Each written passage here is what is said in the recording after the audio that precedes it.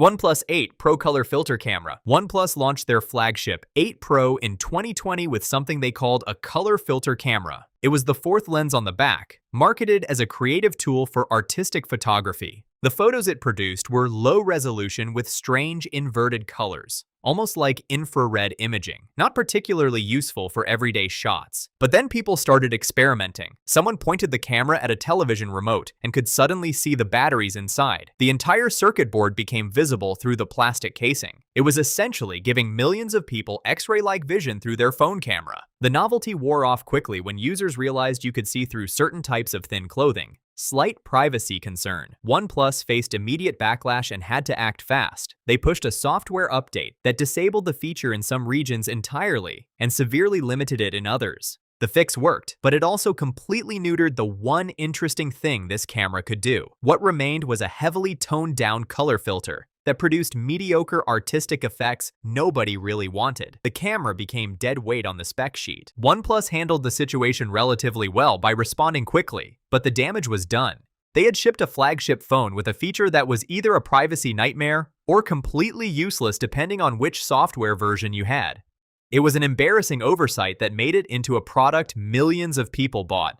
Escobar Gold 11 Pro. The Escobar company, run by the brother of the infamous drug lord Pablo Escobar, announced they were selling a gold-plated iPhone 11 Pro for $499. For context, a standard iPhone 11 Pro launched at $999. A gold-plated version for half price sounded too good to be true. That's because it was. This was a straightforward scam. The company had no legitimate supply chain, no authorized Apple partnership, and no actual product to ship. They were banking on the Escobar name recognition and the allure of a luxury phone at a budget price to collect orders and payment information. Within 4 days of launch, multiple tech channels debunked the entire operation. The website offered no verifiable proof of the product. Customer service was non-existent. Payment processing was suspicious. It became immediately clear this was designed to take money from people who didn't ask enough questions. The company very quickly scrubbed the product from their website after the scam was exposed publicly. Some people reportedly did send money and received nothing. Others received cheap knockoff devices that looked nothing like the advertised gold-plated iPhones. The Escobar Gold 11 Pro disappeared almost as fast as it appeared, leaving behind a trail of disappointed customers and another stain on the already questionable Escobar brand, trying to capitalize on notoriety. Palm phone. The Palm phone launched as a minimalist companion device. The concept was simple. Leave your main smartphone at home and carry this tiny phone when you want to disconnect from distractions but still stay reachable. It looked like an iPhone shrunken down to baby size, running full Android on a 3.3-inch display. The idea sounds appealing in theory, a device that keeps you connected without being a constant distraction, something small and light that doesn't demand your attention every few minutes. But the execution was fundamentally flawed. The Palm phone was being marketed to minimalists, people who want less stuff in their lives. Yet the product required them to own and manage 2 separate phones. You had to split your apps, contacts, and data between 2 devices. That's the opposite of minimalism. It was also almost entirely invalidated by smartwatches, which do the same job better. A smartwatch keeps you connected, provides notifications, tracks fitness, and doesn't require you to carry a second phone or split your digital life across multiple devices. Beyond the concept problems, the Palm phone was just objectively bad as a phone. Terrible battery life that barely lasted half a day, a camera that produced unusable photos, slow processing that made basic tasks frustrating,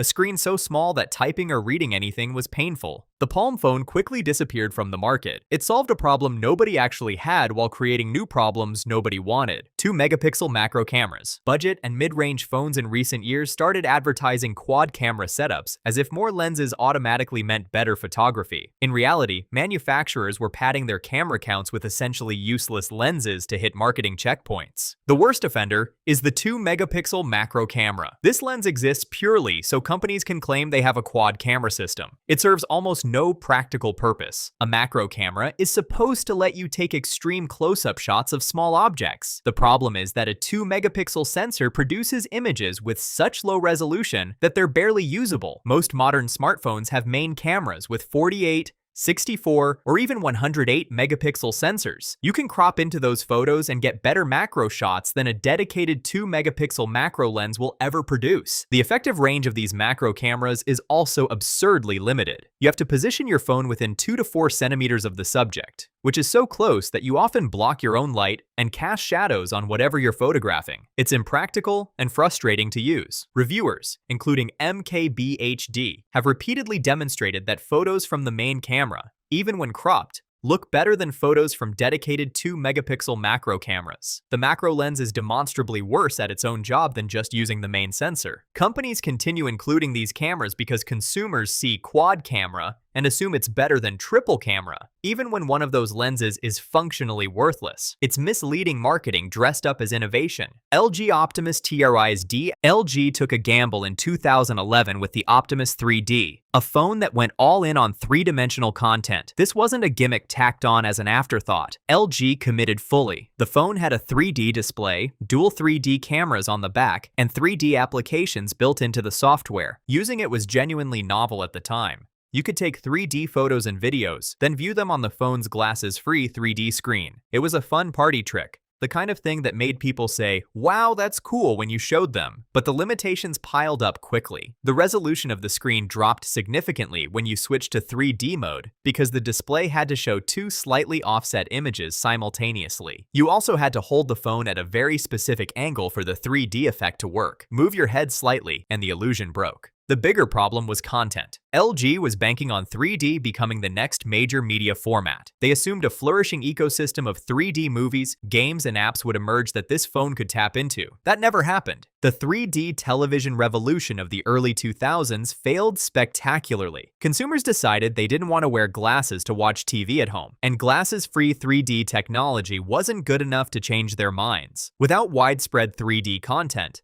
the Optimus 3D's main feature became a rarely used novelty. LG took a calculated risk on an emerging technology. They just bet on the wrong horse. Xiaomi Mi Mix Alpha. Xiaomi unveiled the Mi Mix Alpha in late 2019, and it genuinely looked like something from the future. This was a smartphone with a 360-degree wraparound display. The screen covered the entire front, both sides, and most of the back. Only a small vertical strip on the rear housed the cameras. The concept was ambitious and visually stunning. Xiaomi demonstrated potential use cases like running multiple apps on different sides of the phone, viewing notifications on the edges, and displaying a 360-degree charging animation that lit up the entire device. But the execution fell apart completely. Xiaomi invited media and YouTubers to early hands-on sessions in December 2019. Those sessions were delayed repeatedly and didn't actually happen until late February 2020, months later than promised. The phone was supposed to enter small-scale production in December 2019. That never happened. Production kept getting pushed back indefinitely. By the time Xiaomi might have been ready to launch, Samsung had already announced the Galaxy Z Fold 2, which offered a more practical foldable experience. Beyond the production issues, Xiaomi failed to communicate why anyone would actually want this phone. The demo features looked cool but served no real purpose. Running apps on the back of the phone is pointless when you can just swipe left on your home screen. Having the entire display light up during charging just drains power and slows down charging. It was flashy but counterintuitive. The Mi Mix Alpha never launched commercially. It damaged Xiaomi's reputation as a company that delivers on announcements and made people skeptical of their future concept devices. Xiaomi MIUI ads. Xiaomi operates in extremely competitive markets like India, where companies constantly undercut each other on price while trying to outspec their rivals. To maintain profit margins while keeping prices low, Xiaomi decided to bake advertisements directly into their MIUI software skin. The theory was that ad revenue would subsidize cheaper hardware, letting them sell phones at lower prices. The execution was invasive and poorly controlled. Xiaomi didn't tell customers up front that their phones would be serving ads. Users discovered this after purchase. Full-screen ads appeared seemingly at random during normal phone use. Ads were embedded in core pre-installed apps like the Calendar, File Manager, and Phone Cleaner. Every time you installed a new app, the system served you an ad. The worst part was the complete lack of quality control. Xiaomi apparently didn't vet the advertisements being shown. Some tried to sign users up for fake lottery scams. Others were vulgar or completely inappropriate. The company was serving unfiltered ad content directly through system-level apps. Tech reviewer C4eTech made a video documenting just how many ads were appearing on Xiaomi devices in certain markets. And it was absurd. The phone felt less like a product you owned and more like a billboard you carried around. Xiaomi faced massive backlash. Users felt deceived. Many boycotted the brand entirely. While Xiaomi has since dialed back the ads in some regions, the damage to their reputation persists. The failure here wasn't just including ads. It was doing so without transparency, without quality control, and without giving users a clear opt-out. Vine. Vine launched in 2013 as a smartphone-focused social media platform where users shared 6-second looping videos. It was creative, quirky, and genuinely fun. Vine became culturally significant, spawning memes, launching careers, and creating an entirely new format of short-form comedy and entertainment. But Vine shut down in 2017, just 4 years after launch. Meanwhile, TikTok, which is extremely similar in concept, exploded into one of the most downloaded apps in the world. TikTok surpassed 1 billion downloads in 2018 alone. So why did Vine fail while TikTok thrived? Vine was outcompeted. Social media platforms are brutal. When one platform introduces a feature that works, others copy it immediately. Instagram, which was originally a photos-only app, started offering video. Crucially, Instagram's video feature let users create content longer than 6 seconds, giving creators more flexibility. Instagram also had a much larger existing user base, so creators naturally gravitated toward the platform with more potential viewers. Snapchat then introduced Stories, which took over much of Vine's original purpose, broadcasting quick snippets of your life to friends. Vine was getting squeezed from multiple directions. The final problem was monetization. Vine offered creators no way to make money. Brands paid Instagram influencers for sponsored posts. YouTubers earned ad revenue, but nobody knew how to monetize 6-second videos, so brands didn't sponsor Vine creators. Without income potential, top creators left for platforms where they could actually earn a living. TikTok learned from Vine's failures. They implemented creator funds, brand partnerships, and monetization features. They executed the concept properly while Vine remained a half-baked idea that couldn't retain its talent. HTC's decline. HTC was once a powerhouse. They made some of the first commercially successful Android smartphones. The HTC Dream, also called the T-Mobile G1, was the first Android phone ever released in 2008. HTC was innovative, respected, and positioned as a serious competitor to Apple and Samsung. Then they fell off a cliff. By the mid-2000s, HTC was bleeding market share and relevance. Today, they're a footnote, releasing underwhelming phones that look like they're from 2015 and selling almost nothing. What happened? HTC failed to keep up with the pace of innovation, while Samsung, Apple, and Chinese manufacturers like Huawei and Xiaomi were rapidly iterating on design, camera technology, processing power, and software features.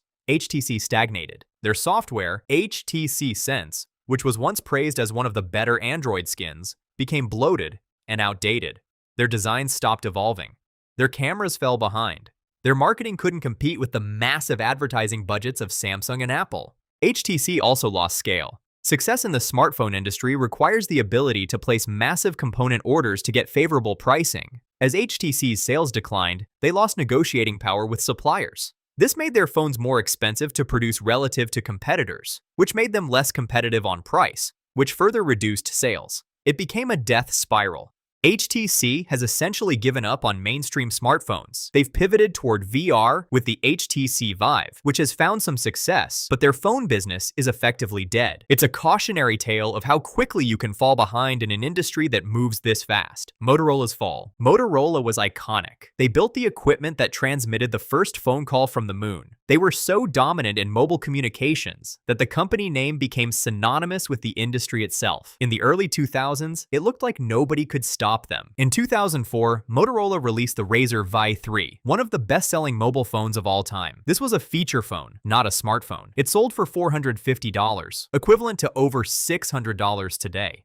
and it sold 130 million units. To put that in perspective, that's as many units as the iPhone 11, iPhone 11 Pro, iPhone 11 Pro Max, iPhone XS, and iPhone XS Max combined. The Razr was a cultural phenomenon. Before it, Phones were practical but boring. Chunky plastic rectangles designed by engineers for functionality. The Razr was different. It was sleek, made of aluminum and glass. Impossibly thin for the time, and genuinely beautiful. It made phones fashionable. It made phones cool. Then the iPhone launched in 2007 and changed everything. The iPhone redefined what people thought a phone should be and what cool meant in mobile technology. Within 2 years of the iPhone's release, Motorola's market share had halved. Within 4 years, it was 1/8 of what it once was. Motorola has been bought and sold multiple times since. Google acquired them in 2011, then sold them to Lenovo in 2014. They've released some decent phones, including a foldable Razr homage, but they've never recaptured the dominance they once had. Motorola went from hero to zero faster than almost any company in tech history. They're a reminder that past success guarantees nothing. Huawei US ban. Huawei spent the last decade becoming a smartphone powerhouse. They release cutting-edge devices every year, often matching or exceeding Samsung and Apple in camera technology, design, and performance. They were growing so fast that Samsung looked genuinely threatened. By 2019, Huawei was the second largest smartphone manufacturer in the world. They were even preparing to break into the US market. In 2017, US carriers like AT&T and Verizon agreed to start distributing Huawei phones. It looked like Huawei was about to access the most lucrative smartphone market on the planet. Then, at the last minute, everything fell apart. AT&T, Verizon, and Best Buy all suddenly announced they would not sell Huawei devices. The US government had apparently told them not to. Then it got worse. In 2019,